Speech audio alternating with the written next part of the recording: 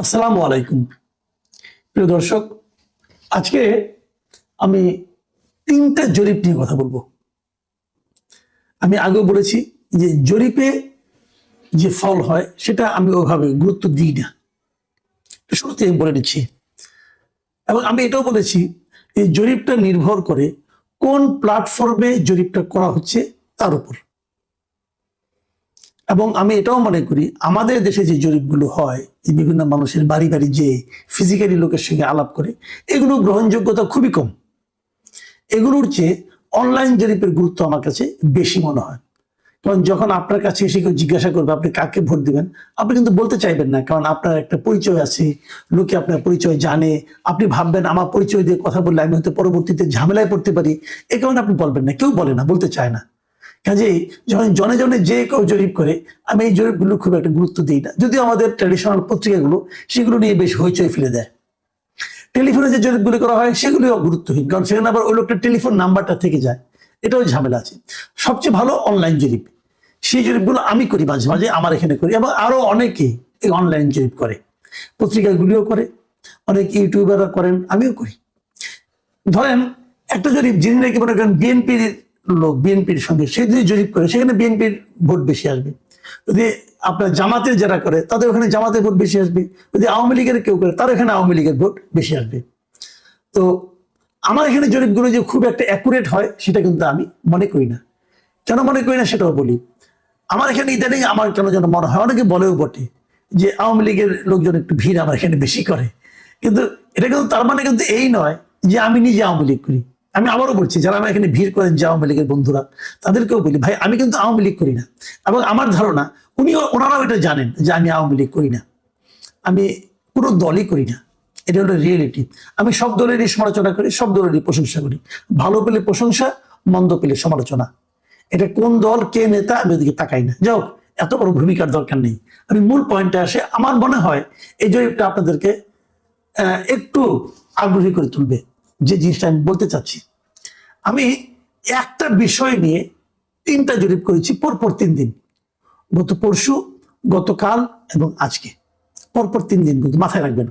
এবং মূল বিষয়টা হলো যে আপনি কাকে ভোট দিবেন, যদি এখন নির্বাচন হয় আপনি কাকে ভোট দিবেন, এগুলো প্রশ্ন।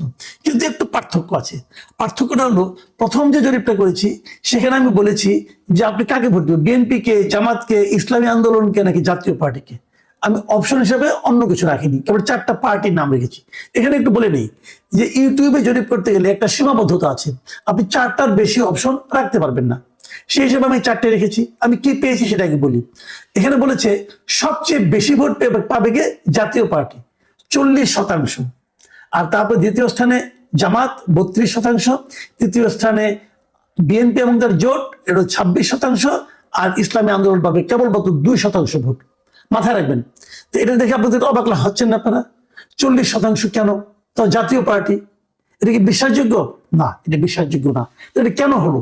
তখন এই জরিপটাতে আমি 2 দিন আগে দিয়েছি, এখানে মাত্র 20,000 ভোট পড়েছে গত 2 দিনে, 48 ঘন্টায় সময়ের মধ্যে। এবং এখানে কমেন্ট এসেছে 1300।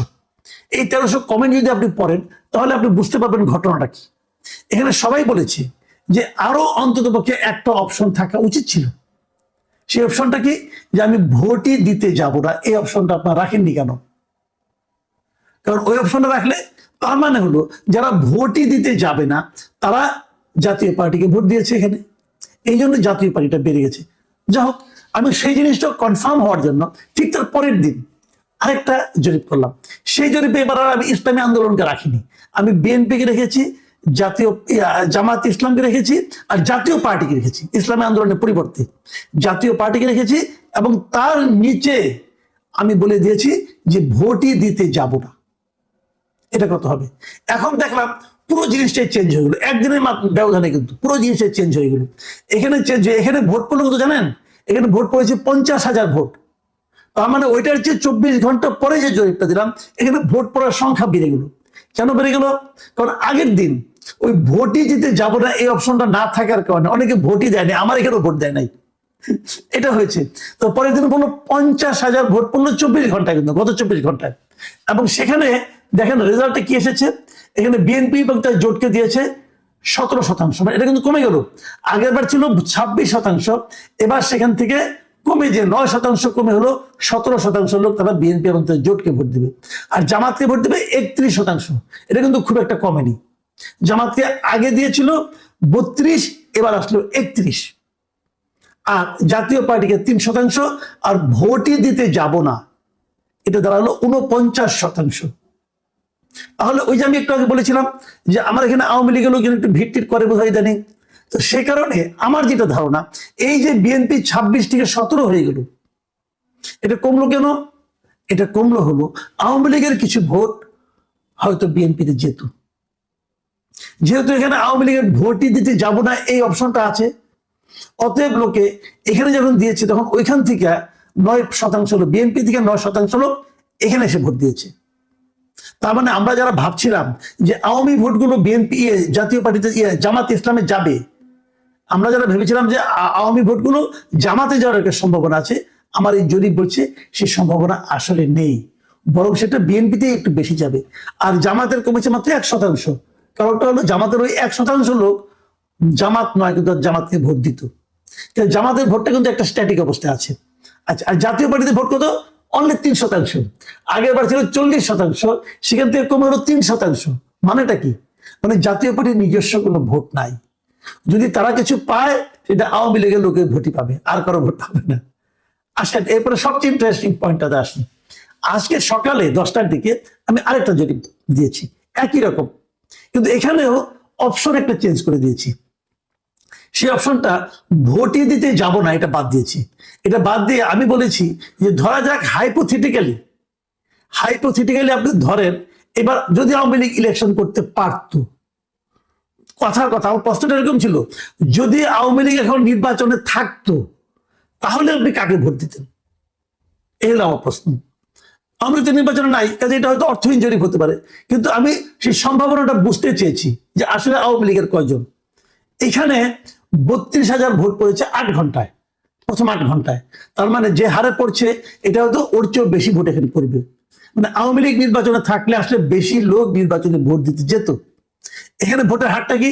বিএনপির ভোট কিন্তু আগের সেই 17 থেকে আরো 3% কমে গেছে, এখানে এসেছে 14%। জামায়াতের ভোটে এবার অনেক কমে গেছে, এবার 31 থেকে কমে হয়েছে 20%। ভাবেন একবার, তাহলে জামাতে কিছু ভোট পেত আওয়ামী লীগের, আর আওয়ামী লীগের ভোট কত? 62%। আর এই 3 দলের কোনোটাকেই ভোট দেবে না এমন লোক হলো 4%। এরা হয়তো ইসলামী আন্দোলন এদের এখানে যাবে। তাহলে এখান থেকে আমরা কি দেখলাম যে তাহলে আওয়ামী লীগ ভোট পেত কিন্তু 62%। তো যেহেতু আওয়ামী লীগ নির্বাচনে নাই, এটা নিয়ে আনন্দিত হওয়ার কিছু নাই। হ্যাঁ, কিন্তু আমি বলতে চাচ্ছি হয়তো আমার এখানে আওয়ামী লীগের লোকজন বেশি 80 তারিখ ভর করছে, যেহেতু ধরে নিচ্ছি কাজে তারা সবাই এই 62-র মধ্যে আছে।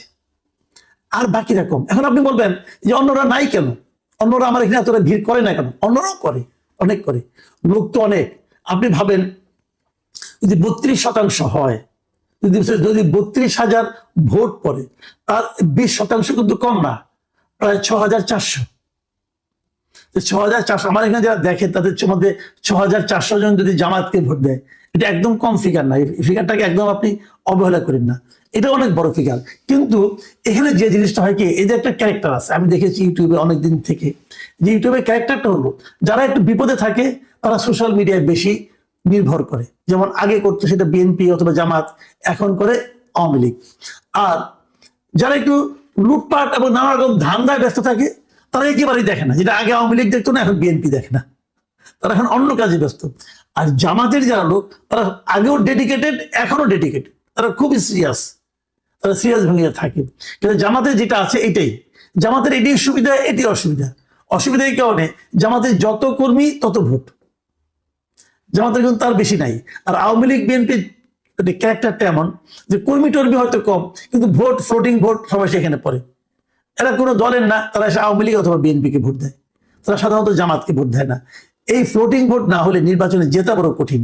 তবে জামাত এবার নতুন একটা ক্যারেক্টার তৈরি করার চেষ্টা করছে, তারা সবাইকে ইনপুট করার চেষ্টা করছে।